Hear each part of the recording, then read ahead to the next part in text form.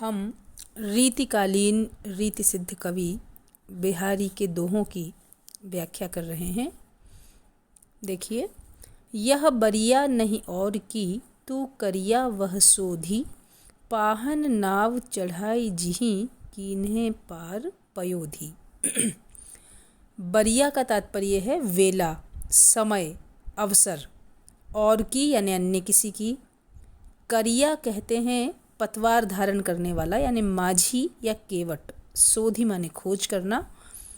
पाहन नाव पत्थर की नाव पर, चढ़ाई जिही चढ़ाकर जिसने, कीन्हे पार पयोधी, पयोधी यानी समुद्र। यह वरिया, यह वेला या यह अवसर, कौन सी वेला? भव सागर से पार जाने का जो समय है, वेला है। नहीं और की, यह कोई साधारण वेला नहीं है, किसी अन्य की वेला नहीं है। इसलिए हे मनुष्य, तू करिया वह सोधी, तुझे समय रहते ही उस केवट की, उस माझी की, उस पतवार धारण करने वाले की, इस भव सागर से पार ले जाने वाले उस व्यक्ति की खोज करनी चाहिए। पाहन नाव चढ़ाई जिही, जिसने पत्थर की नाव पर चढ़ाकर कीन्हे पार पयोधी, वानर दल को पत्थर का पुल बनाकर या पत्थर की नौका बनाकर और जिसने पयोधी समुद्र संतरण करवा दिया। अर्थात जो इतनी सामर्थ्य रखता है कि पत्थर की नाव में भी चढ़ाकर समुद्र पार करा सकता है, तो इस समय अन्य कोई तेरी सहायता नहीं कर सकता। भव सागर से पार जाने का समय साधारण नहीं है, इसलिए ईश्वर भक्ति ही एकमात्र उपाय है। इसलिए हमें अन्य किसी का मुंह ताकने की बजाय उस ईश्वर रूपी माझी या केवट को, उस पतवार धारण करने वाले की खोज करना चाहिए, उसे प्राप्त करना चाहिए, जो कि हमें इस भवसागर से पार उतार दे। अनुप्रास अलंकार है और यहाँ ये बताया गया है कि जिस प्रकार राम ने वानरों को पत्थर का पुल बनाकर, समुद्र पर पत्थर का पुल बनाकर पार करवा दिया, उसी प्रकार इस भव सागर से पार करवाने में हमें ईश्वर ही सक्षम है। अगला दोहा देखिए। कैसे छोटे नरन उते सरत बड़न के काम, मंढ्यो दमामो जातु क्यों कही चूहे के चाम।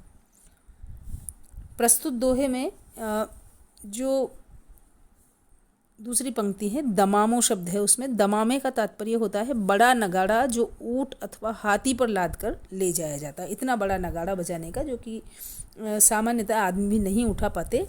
तो इसमें कवि बिहारी कह रहे हैं कि छोटे अर्थात ओछे लोगों से बड़े लोगों के काम कैसे पूरे पड़ सकते हैं। कैसे छोटे नरन उते सरत, सरत का तात्पर्य है पूर्ण होना, बड़न के काम अर्थात पूरे नहीं हो सकते।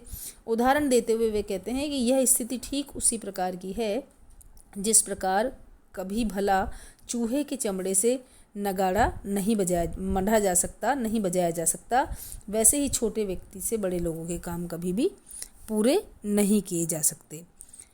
अब यहाँ नकारात्मक अर्थ निकल रहा है, किंतु यहाँ पर व्यंजना भी है। सामंतशाही लोगों की सोच पर व्यंग्य है कि साधनहीन पूंजीपति के लिए क्या काम कर सकते हैं। और इसका उदाहरण देते हुए कहते हैं कि चूहा बहुत छोटा जीव होता है, वह मर जाए तब भी बेचारे की चमड़ी से नगाड़े का मढ़ा जाना संभव नहीं है। ऐसे ही छोटा व्यक्ति चाहे जितनी शक्ति लगा दे, बड़े आदमी से होने वाला कार्य उससे संभव नहीं हो पाता। इस उक्ति में पाक्षिक सत्यता ही है, अर्थात पूरी तरह ये सत्य नहीं है, क्योंकि कभी कभी छोटे लोग भी बड़े लोगों का काम पूरा कर देते हैं। तो यहाँ पर वक्रोक्ति गर्भित अर्थांतरन्यास अलंकार तो है ही। वक्रोक्ति है कि छोटे भी कभी कभी बड़ा काम कर सकते हैं, लेकिन वक्र उक्ति होने के कारण सीधे सीधे इसका अर्थ नकारात्मक निकल रहा है और दृष्टांत अलंकार भी है। अगला दोहा देखिए।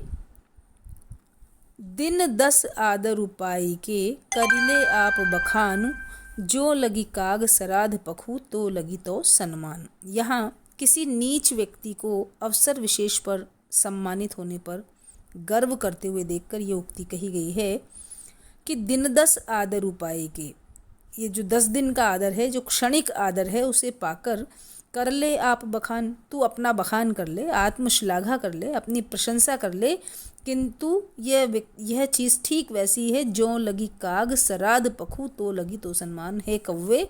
यहाँ कौवा जो है वह इस दोहे में अन्योक्ति भी है। कव्वे के माध्यम से उन निम्न कोटि के व्यक्तियों को गर्वित होते देखकर उन पर व्यंग्य किया गया है कि जब तक हे कौवे श्राद्ध पक्ष है तभी तक तेरा सम्मान है, अर्थात वास्तव में तू सम्मान योग्य गुण धारक नहीं है, लेकिन चूंकि यह समय का फेर है, अतः जितने दिन तुम्हारा समय है उतने दिन तुम आत्मश्लाघा कर लो, लेकिन यह गर्व करने का विषय नहीं है। कब को टेरत दीन रट होत न श्याम सहाई, तुमहु लागी जगत गुरु जग नायक जगबाई। कब को टेरत दीन रटू, यहाँ पर कवि जो हैं वे ईश्वर को उपालंभ दे रहे हैं। चूँकि बिहारी की भक्ति सख्य भाव की है, इसलिए वे बड़े कौशल से कह रहे हैं कि कब को टेरत दीन रटू, मैं तुम्हें कब से टेर रहा हूँ, कब से पुकार रहा हूँ, और पुकार भी कैसे रहा हूँ, दीन वाणी में रट लगाकर मैं तुम्हें पुकार रहा हूँ। होत न श्याम सहाय, लेकिन हे श्याम आप मेरी सहायता नहीं कर रहे हैं, आप मेरे सहायक नहीं बन रहे हैं। तुमहु लागी जगत गुरु जग नायक जगबाय। बड़ा व्यंग्य करते हैं बिहारी जी कि हे जगत के गुरु, हे जगत के स्वामी, इस संपूर्ण जगत के संचालक, ऐसा लगता है कि तुम्हें भी हे जग के नायक, जग की बाई यानी हवा, जग की हवा लग गई है। जग की हवा कैसी है, स्वार्थपरता से संयुक्त है, लेकिन मैं भक्त तुम्हें बार बार पुकार रहा हूँ तो भी तुम मेरी सहायता नहीं कर रहे हो। तो हे जगनायक, ऐसा लगता है कि तुम्हें भी जगत की हवा लग गई है, तुम भी जगत गुरु बन गए हो। कई बार हम गुरु शब्द को बड़ा व्यंजना में भी लेते हैं, यहाँ भी वैसी ही व्यंजना है कि तुम भी बड़े ही चतुर शिरोमणि बन गए हो और जगत की हवा तुम्हें लग गई है कि तुम मेरी सहायता नहीं कर रहे हो। अपनी सहायता करने वाली जो आदत है उसको तुमने छोड़ दिया है, मेरी पुकार पर ध्यान नहीं दे रहे हो। यहाँ दास्य भाव की भक्ति है और बड़े अधिकार पूर्व, दास्य भाव की नहीं, यहाँ सख्य भाव की भक्ति है और बड़े अधिकार पूर्वक, जिस तरह हम अपने सखा को कह सकते हैं, बिहारी जी प्रभु को उपालंभ दे रहे हैं। अगला देखिए, नीकी दई अनाकनी फीकी पड़ी गुहारी, तजो मनो तारन बिरदु बारक बारन तारी। बिहारी का ये दोहा भक्ति रस से परिपूर्ण है। ऐसा अनुभव होता है, या यूँ कहें कि इस दोहे में बिहारी की अंतरात्मा ही बोल रही है। गुहारी का तात्पर्य है बार बार जो पुकार की जाती है वह तारन बिरदु, तारन विरदु, तारने वाला जो विरद है, जो यश है या ख्याति है। बारक मतलब एक बार और बारनु मतलब हाथी। अर्थ देखिए, वास्तव में बिहारी अपने युग के विलास युक्त वातावरण में निरंतर घुट रहे थे। वे उस वातावरण से मुक्ति चाहते थे। उनके मन में भक्ति भाव तो था ही, अतः वे इस दोहे में भगवान से अपने उद्धार के लिए प्रार्थना करते हैं। उन्हें इस बात की गहरी पीड़ा है कि उनकी प्रार्थना भगवान ने अनसुनी कर दी है। नी की दई अनाकनी, अतः वे खींच कर इस दोहे में भगवान को उपालंब देते हैं। वे कह रहे हैं कि नाथ, आपने तो मेरे प्रति पूर्ण उपेक्षा भाव अपना रखा है। इसका प्रमाण यह है कि मैं अपने उद्धार के लिए आपसे अनेक बार प्रार्थना कर चुका हूँ, गुहार लगा चुका हूँ, किंतु मेरी प्रार्थना आपके कानों तक पहुँचती ही नहीं है।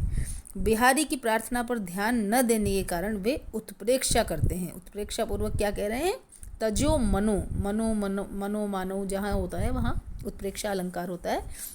तो उत्प्रेक्षा के माध्यम से कहते हैं कि ऐसा लगता है मानो भगवान ने एक बार हाथी का उद्धार किया, उसकी आर्त पुकार सुनकर दौड़े चले आए और उसका उद्धार करके वे इतने थक गए हैं कि अब उद्धारकर्ता कहलाने की प्रकृति को ही उन्होंने त्याग दिया है, उस यश को, उस विरद को ही छोड़ दिया है। वास्तव में बिहारी यह व्यंजित कर रहे हैं कि भगवान ने अपने उद्धारकर्ता वाले प्रण को त्याग दिया है, क्योंकि हर कोई उनसे उद्धार के लिए प्रार्थना करता है। इस स्थिति को देखकर उन्होंने मेरी पुकार की भी उपेक्षा कर डाली है।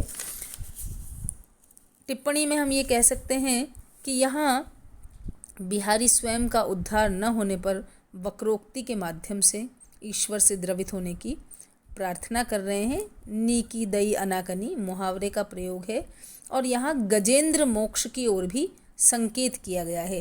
जो गजराज की मोक्ष की थी, एक बार पुकारते ही दौड़कर आए और विष्णु ने गज की रक्षा की ग्राह से। तो उस गजेंद्र मोक्ष के उदाहरण की ओर हमारा ध्यान दिलवाया है और ये भक्त का उपालंब है।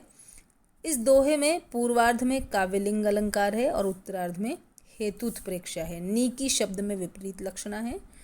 नीकी का तात्पर्य होता है अच्छा, लेकिन यहाँ नीकी शब्द में व्यंजना पूर्ण बात कही गई है। गज और ग्राह की कथा प्रसिद्ध है। ये कथा भागवत पुराण में या अन्य पुराणों में विस्तार से हमें मिलती है। प्रकट भये द्विजराज कुल, सुबस बसे ब्रज आई, मेरो हरो कलेस सब, केशव केशव राई। द्विजराज कुल के दो अर्थ हैं। द्विज एक तो कहते हैं ब्राह्मण को। द्विज का जो शाब्दिक अर्थ है वह होता है द्विजन्मा, जिसका 2 बार जन्म होता है। तो ब्राह्मण एक बार माँ के गर्भ से जन्म लेता है और उसका दूसरा जन्म जब यज्ञोपवीत संस्कार होता है तब माना जाता है, इसलिए ब्राह्मण होता है द्विज। और द्विजन्मा चंद्रमा को भी कहते हैं द्विज, इसलिए कहते हैं क्योंकि चंद्रमा की कलाएं क्रमशः 15 दिन बढ़ने के बाद फिर पूर्णिमा आती है और उसके बाद क्रमशः घटती है और अंधकार हो जाता है अमावस्या को और पुनः अवतरित होती है चंद्रकलाएं। इसलिए चंद्र का पर्याय भी द्विज है। तो द्विजराज कुल का तात्पर्य हो गया ब्राह्मण कुल और दूसरा तात्पर्य है चंद्रवंश। सुबस का तात्पर्य होता है स्वेच्छा से, स्ववश, और सुबस यानी भली प्रकार से बस गए। केशव राई, यहाँ केशव राई में रूपक अलंकार है। अर्थ कुछ विद्वान ये मानते हैं कि केशव जो हैं वे बिहारी के पिता रहे हैं। तो यहाँ केशव राय के 2 अर्थ होंगे, पिता तुल्य कृष्ण और कृष्ण रूपी केशव राय। अर्थ देखिए, प्रगट भय द्विजराज कुल, एक अर्थ है बिहारी के पिता के संबंध में। बिहारी अपने पिता के लिए कह रहे हैं कि मेरे पिता जो केशव राय हैं वे प्रकट भय द्विजराज कुल, उन्होंने ब्राह्मण कुल में जन्म लिया और सुबस बसे ब्रज आई, और वे स्वेच्छा से ब्रज में आकर बस गए। मेरो हरो कलेश सब, केशव केशव राय। हे कृष्ण रूपी केशव राय, हे ईश्वर के सदृश पिता, क्योंकि जैसे ईश्वर संतान के दुख हरता है, पिता भी स्वभावतः ही संतान का दुख हरने वाला होता है। तो हे कृष्ण रूपी केशव राय, आप मेरे समस्त क्लेशों का हरण करें। कृष्ण के अर्थ में अर्थ देखिए, प्रकट भय द्विजराज कुल, हे कृष्ण आप द्विजराज कुल अर्थात चंद्र वंश में आपका जन्म हुआ। सुबस बसे ब्रज आई, और स्वेच्छा से या स्ववश आप ब्रज में आकर बसे। यहाँ यदि हम ये कहें कि स्वेच्छा से वे मथुरा प्रदेश, चूँकि पूरा ब्रज प्रदेश ही जहाँ जहाँ कृष्ण की लीलाएं हुई वह लीला भूमि है, तो स्ववश इसलिए कहा गया है कि अपनी इच्छा से कृष्ण ने ब्रज प्रदेश में जन्म लिया, ब्रज में आकर बसे, चूँकि वे भक्तों के कार्य करना चाहते थे। मेरो हरो कलेश सब, केशव केशव राय। केशव राय पिता के तुल्य हे कृष्ण, आप मेरे समस्त क्लेशों का हरण करें। यहाँ भक्ति भावना का यह दोहा उदाहरण है। पिता के प्रति सम्मान का परिचायक है और प्रकारांतर से कवि ने यहाँ अपना वंश परिचय भी दिया है। यह माना जाता है कि कवि ब्राह्मण थे और बाद में वे ब्रज में आकर निवास करने लगे थे। तो अनुप्रास अलंकार है, श्लेष अलंकार है द्विजराज में और सुबस में, और केशव केशव राय में रूपक अलंकार भी है। यहाँ वंश परिचय भी है, पिता के प्रति सम्मान निवेदन है और ईश्वर के प्रति भक्ति निवेदित की गई है।